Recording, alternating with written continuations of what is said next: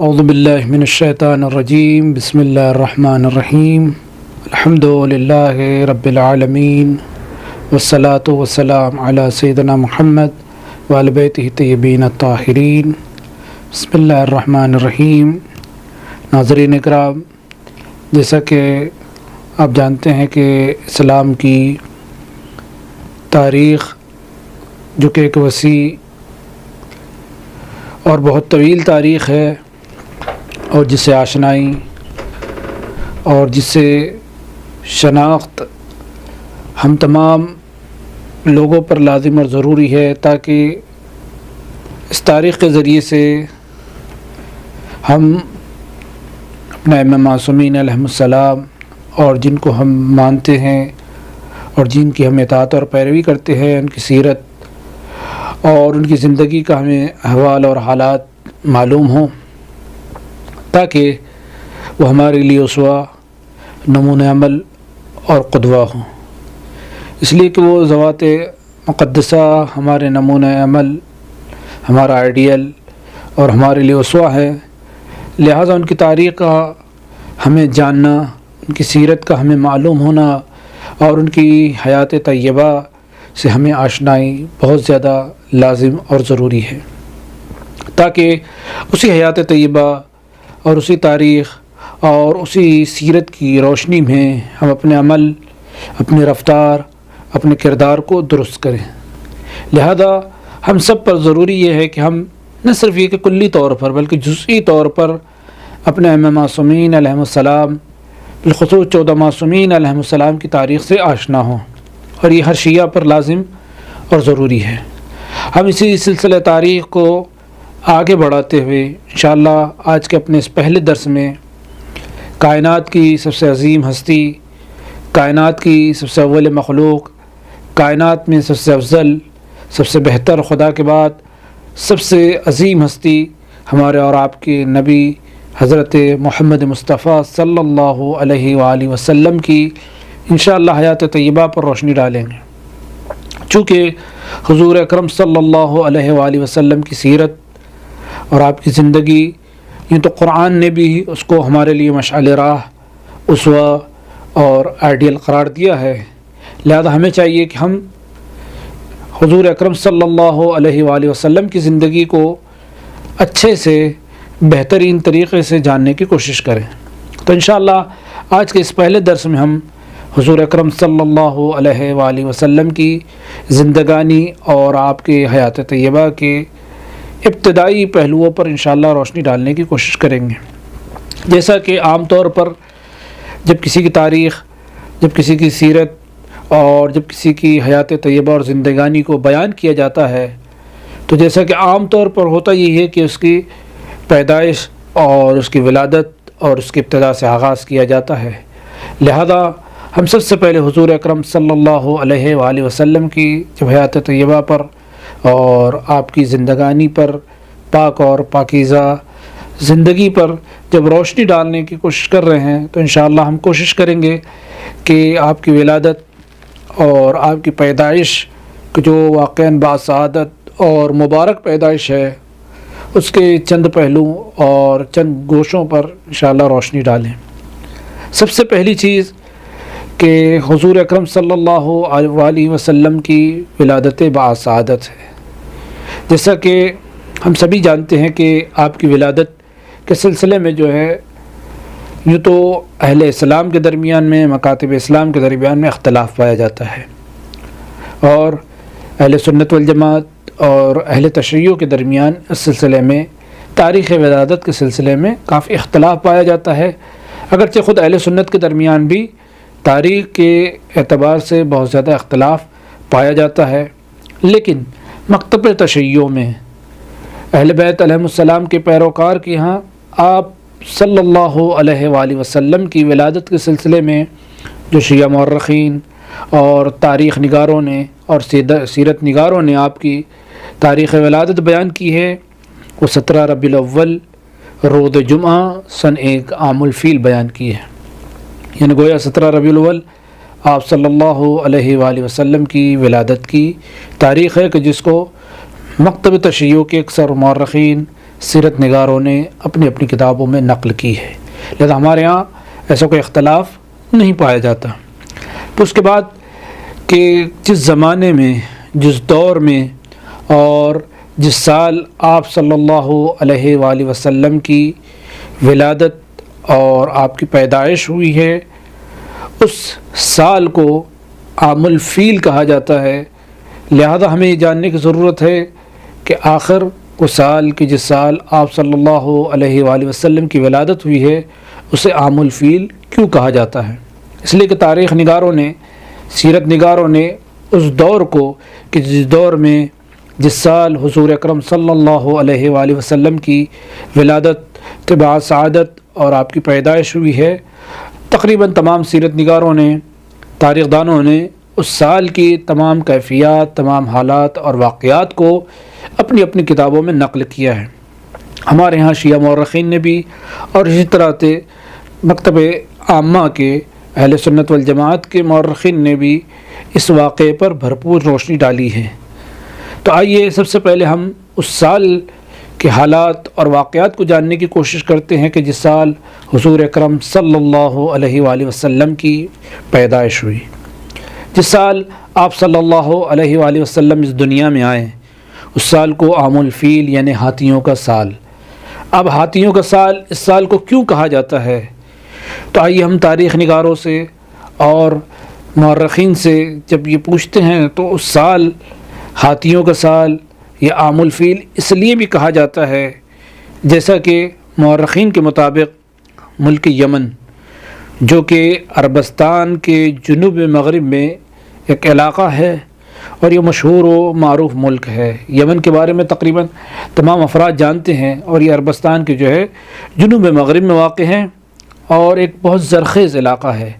اور آج بھی یمنی افراد سے اگر آپ پوچھیں، سوال کریں تو آپ کو معلوم ہوگا کہ یقیناً ایک مردم خیز اور ایک بہت زیادہ زرخیز علاقہ عربستان کے حوالے سے مانا جاتا ہے۔ اور اس ملک یمن میں چند قبائل، جیسا کہ آپ جانتے ہیں کہ عربوں کی تاریخ میں قبائل، عشیروں اور خاندانوں کو بہت زیادہ تذکرہ ملتا ہے۔ انشاءاللہ ہم آئندہ اس سلسلے میں گفتگو کریں گے کہ اگرچہ ان کی ثقافت اور عام طور پر عربوں کے یہاں ان تمام چیزوں کو بہت زیادہ اہمیت دی جاتی تھی کہ انسان کس قبیلے کا ہے، کس قوم کا ہے، کس خاندان کا ہے، لہذا اسے بہت زیادہ اہمیت دی جاتی تھی۔ انشاءاللہ ہم ان تمام چیزوں پر روشنی ڈالیں گے۔ تو ہم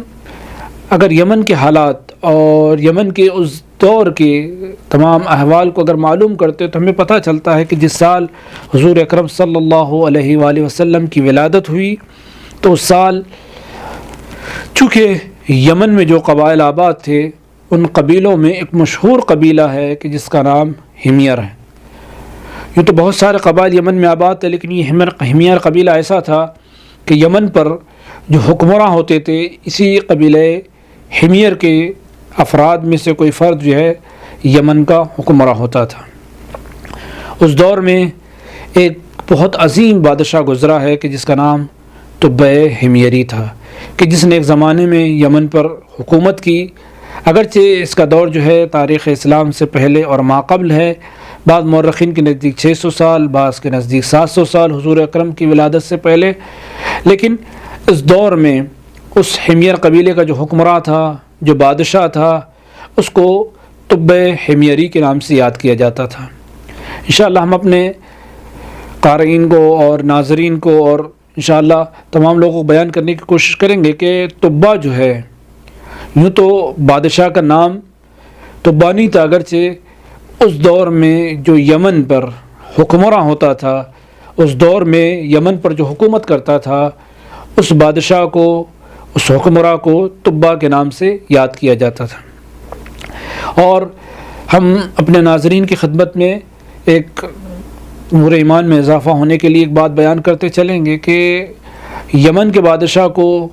تبع کہا جاتا تھا۔ اسی طرح سے قبل از اسلام مختلف جو حکومتیں تھیں اور اس دور میں بھی جو حکمراں تھے،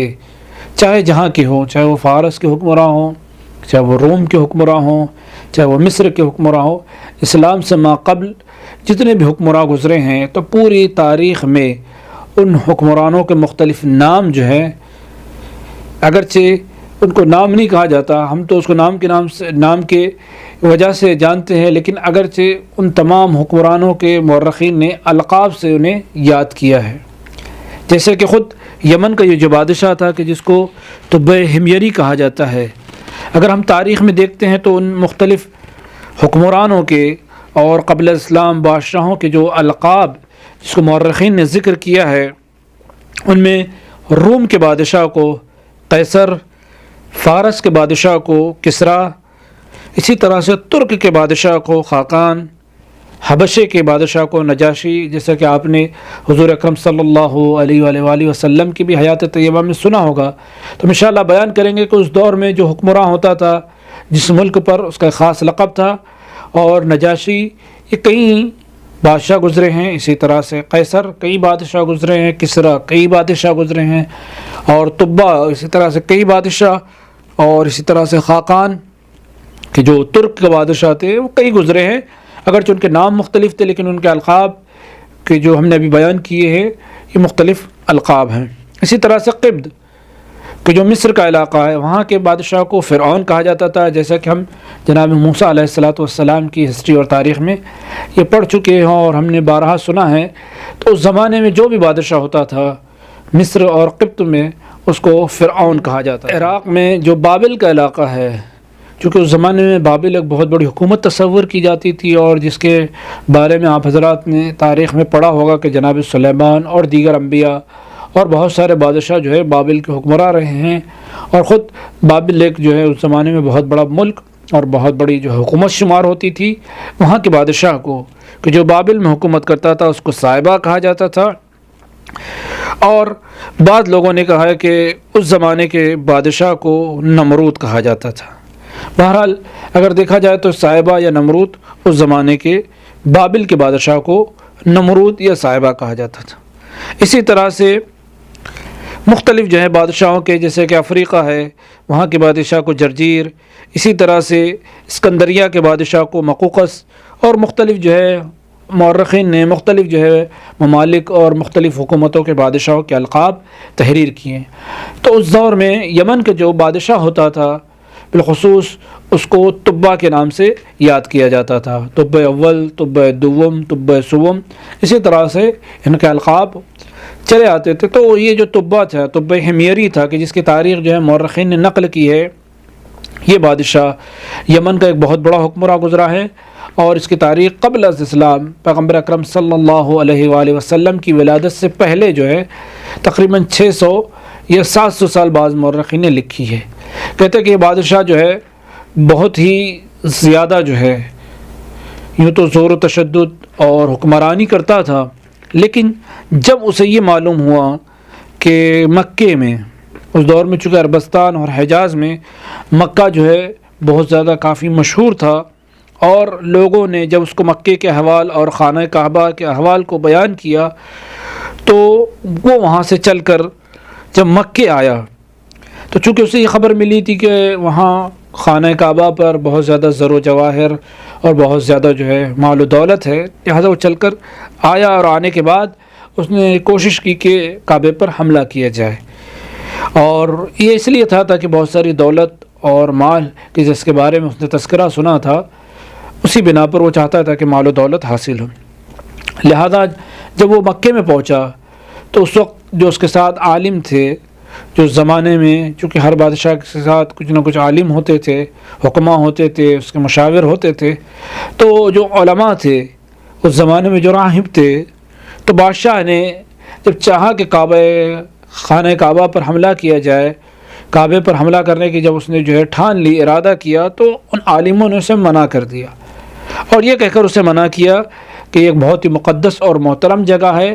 اور اسے ہمارے جد اور مورث اعلیٰ حضرت ابراہیم نے بنایا ہے، لہذا یہ گھر بہت زیادہ لائق احترام اور لائق عزت ہے۔ لہذا طبہ نے جب یہ سنا تو خانہ کعبہ اور مکے پر اس نے حملہ کرنے سے گریز کیا، اور نہ صرف یہ کہ گریز کیا بلکہ جن مفسدوں نے، جن لوگوں نے اسے مال و دولت حاصل کرنے کے لیے خانہ کعبہ پر حملہ کرنے کے لیے اکسایا تھا یا ابھارا تھا، ان تمام مفسدوں کو اس نے جو ہے سزا دی، اور نہ صرف یہ کہ سزا دی بلکہ مورخین کے مطابق اس کے دل میں خانہ کعبہ اور مکہ معظمہ کے تئیں بہت زیادہ عقیدت پیدا ہوئی، لہذا اس نے خانہ کعبہ کا طواف بھی کیا،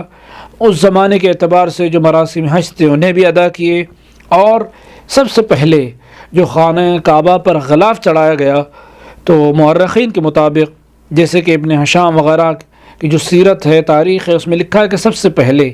جو خانہ کعبہ پر غلاف چڑھایا ہے اسی تبع حمیری نے سب سے پہلے خانہ کعبہ پر غلاف چڑھایا ہے۔ تو یہ مختصر تاریخ تھی تبع حمیری کی کہ جو یمن کا بہت بڑا حکمراں تھا، اگرچہ یہ آیا تھا مال و دولت حاصل کرنے کے لیے چند مفسدوں کے بہکانے میں، لیکن پھر خانہ کعبہ سے اور مکے سے جب عقیدت پیدا ہوئی تو بجائے یہ کہ وہ کعبے پر حملہ کرتا، وہ عقیدت مند ہو کر اور خانہ کعبہ کو پر غلاف چڑھا کر خانہ کعبہ سے اور مکے سے رخصت ہوا۔ وآخر دعوانا ان الحمد للہ رب العالمین۔